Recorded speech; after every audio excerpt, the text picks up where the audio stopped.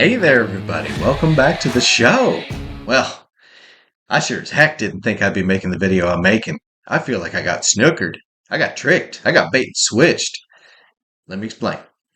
This all started when I got a comment from fellow YouTuber Zekism, I hope I pronounced that right, urging me to watch the whole series of Ironheart instead of just the first episode and offer my opinion. And I've never been keen on watching a whole series once I've determined the first chapter ain't for me, but it may be the first time I read a bit of art wrong, or perhaps wasn't aware of things substantially improving throughout the show's run, which is precisely what we had here. Now, before starting this review, you might be aided in checking out my previous entry into this here television show. In that, I cover the basics and my impression of the first episode. That being said, this review will be focusing on the series as a whole. And let me tell y'all, this series made quite the twist at the midway mark. As stated in my previous video, Chinaka Hodge was allegedly the driving force behind the series, head writer, etc. However, in watching the series, there are only 2 episodes where Hodge is given writer's credit. And I think that's important. The first one and the last one. Per my review of episode 1, I found it boring as all get out with unlikable and or forgettable characters. These elements I chalk up to the writer, which is allegedly Hodge. Now, what's interesting is that episode 6, the final episode, the other one Hodge allegedly wrote, is nothing like episode 1, so I'm thoroughly confused. I suspect ghostwriters or something like that, but more on that later. We'll see. Now, episode 2, I dive into episode 2. This was directed by Sam Bailey, who directed all 3 first episodes, and written by Mallory Howard. And this was more of the same. It's boring, unlikable, and or forgettable characters, and I feared I was in for a 6-hour slog.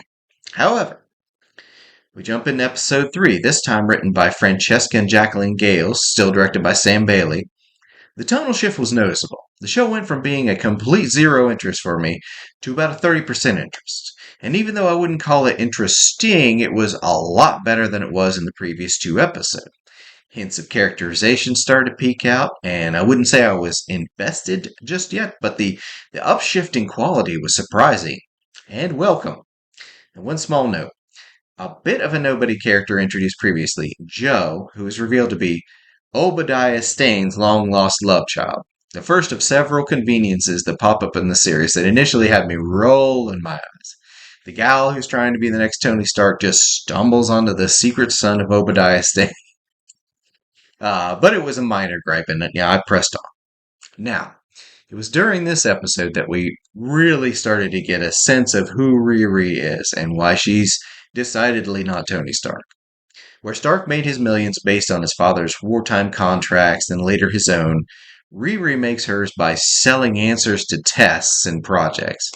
Not to mention the nefarious crap she's doing with Hood and his gang, but I digress.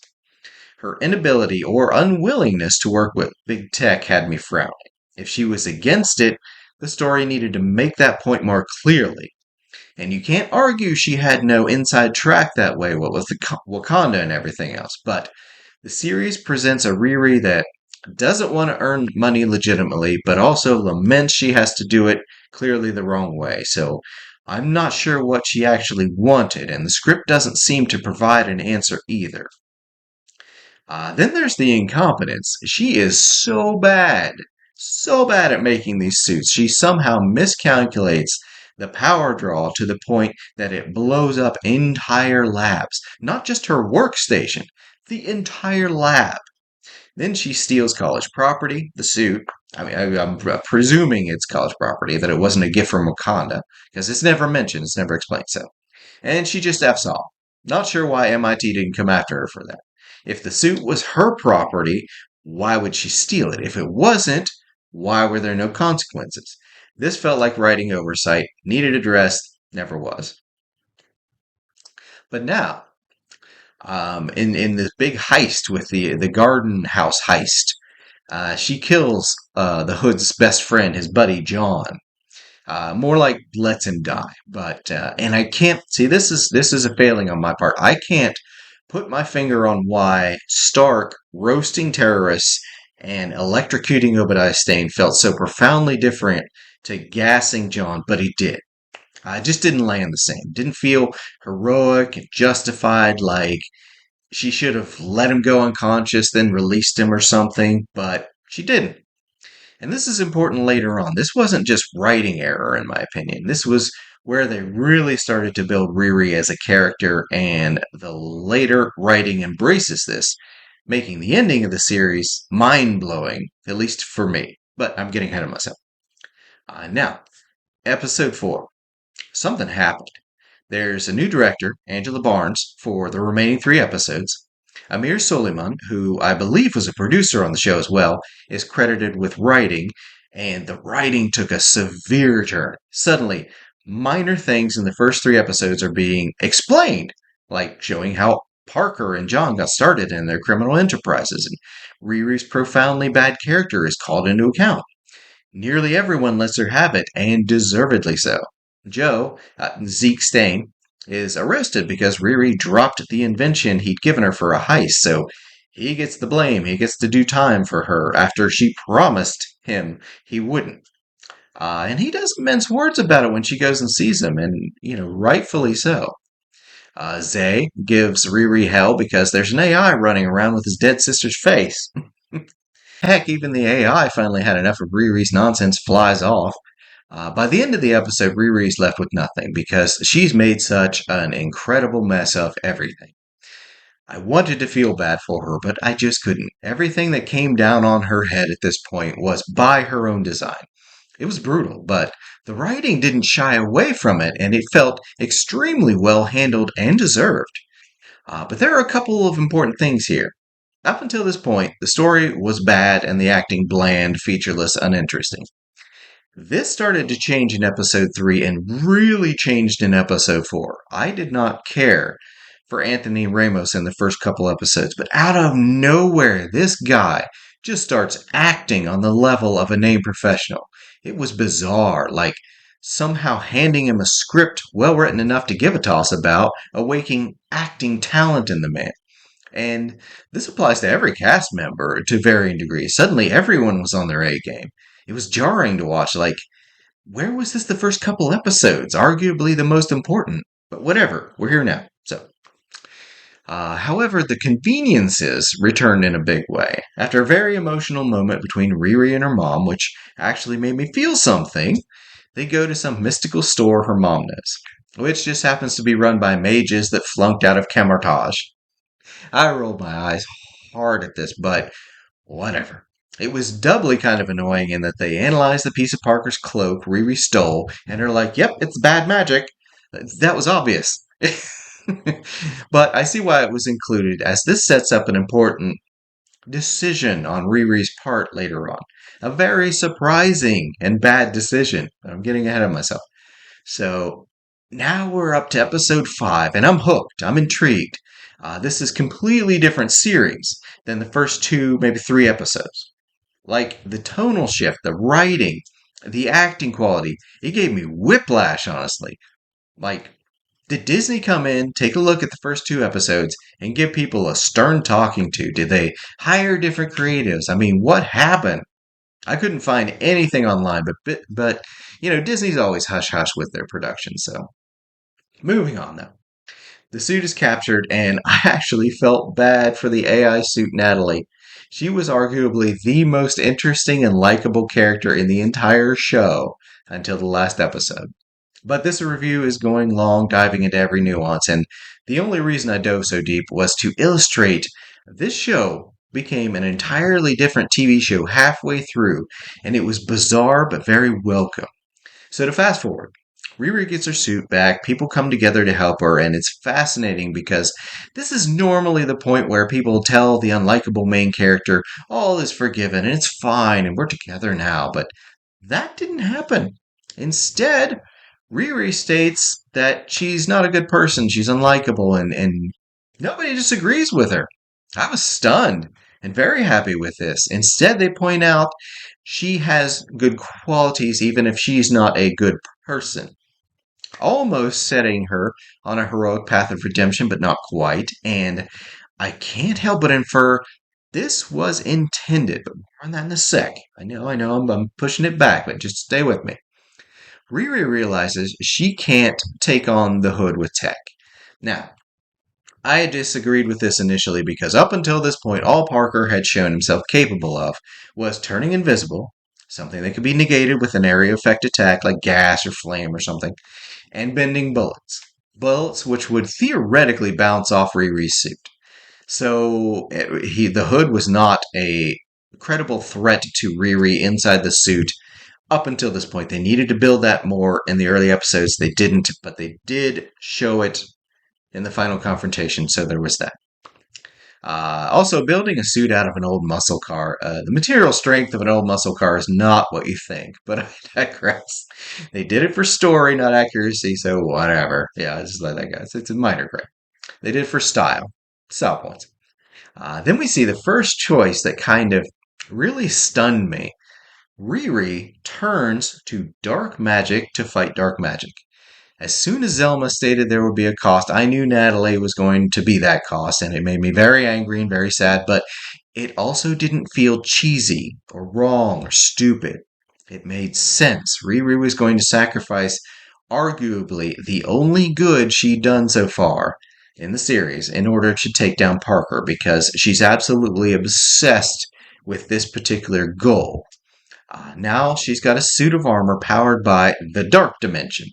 And she's no ancient one, so you know there's going to be a price. Caecilius illustrated that quite clearly in the Doctor Strange movie. So I just threw up my hands and was like, okay, this is not a heroic journey. This is Riri, a bad person, making bad choices that are leading her down a bad path. And the writing has not only committed to it, but is also treating it with the respect and quality of a good story. This isn't Iron Man. This is Faust. Okay, I'm on board. Cool. Okay. So Natalie gets zapped. Riri starts realizing the cost of her obsession and incompetence, and she doubles down yet again, choosing to see everything she's lost as the cost to beat down Parker. She confronts him. There's a nice twist in how she beats him. And again, I have to take a moment and give praise to Anthony Ramos' acting here. When he lost his hood, when Riri took it from him, the sheer emotion in his voice, man, I felt bad for him. And not in a villain got his comeuppance kind of way. I felt bad for the dude. It didn't feel like a triumph so much as the natural and logical and believable conclusion to a characters that were on a collision course. I was wow. And on her way out of the hideout, Riri meets Mephisto. Now, I was among the first that groaned when I heard Borat was going to be Mephisto. And I've purposely avoided mentioning him this entire review because this guy, holy crap, he melted my brain. I was on board with this Mephisto instantly. The charisma, the sleaze, the wheeling and dealing. This character was presented perfectly and acted on a level that not only did I not suspect, but I wouldn't have believed myself if I went back in time and told myself how great of a performance Sacha Baron Cohen turns in. I'd have been like, nah, I don't believe you. Believe it. This was the breakout performance of the entire show. It was amazing. But enough gushing about that. This video is getting really long. Riri meets Mephisto, and he offers her a similar deal to Parker's. And I just kind of frowned and waited for the inevitable. She finds a spy and turns down his offer, starts on an actual true heroic journey, even though she now has ties to the Dark Dimension. But that didn't happen. Now I didn't care for her bringing, her reward of bringing the real Natalie back to life. That was icky. It was gross. It crossed the line, but it made sense. It was consistent from the first episode to the last. It made perfect sense. It was sad. It was pathetic, illustrating she cannot move on from losing her friend, and she never will. But it was well written, and I have no criticism of it. I just personally didn't like it, but it's whatever. Further, just the simple fact that she took the deal, she accepted a deal with the devil himself and not in ignorance. She had every indication of who and what this was. Wow. The balls of this show. I never, ever would have expected that. And this is the deserved, rational, and real conclusion to Riri as a character for her first season. This is the earned payoff to 6 episodes of her screwing up, doing things wrong, being blitheringly incompetent and callous and self absorbed and just awful in so many ways. This is the conclusion that my inner person wanted but never thought we'd get. I was stunned. I was pleased beyond words. I'm gushing. I'm actually gushing about Ironheart. Now, did the writers intend this to be her journey? I can only guess yes, which makes this all so very confusing, especially for a Marvel piece. This isn't Avengers so much as it's like I can't even think of a good comparison. Something gritty and tragic and logical. Apt pupil? Maybe something like that. Especially for a Marvel piece, this it was just, but whatever. It was well written, it was well executed, and I was very pleased with how it ended. The first 2 episodes were junk. The third was better, but still not good. And then episodes 4, 5, and 6 just were a completely different show than the one I started with. That's my opinion. I'm sticking to it. Anywho, I've rambled on far too long about the show because I felt it deserved. It earned some words from me. Would I recommend it? It depends on what you want to see. If you want to turn your brain off and slog through the first 3 hours, then you get into a gritty tragedy that surprises you out of nowhere with its quality and payoff of things set up, then yeah, hell, it's worth watching just for Ramos and Cohen in those later episodes. Good grief, they were surprisingly good. But that's all I got for now. I hope I've entertained y'all with this revisit of a previously reviewed show. If you like what you see, feel free to hit the subscribe and bell icon. I put out videos all week long, so there's bound to be something to entertain you. And a personal thank you to Zekeism for urging me to finish the series. This was pretty cool to reach this point. Thank you, sir.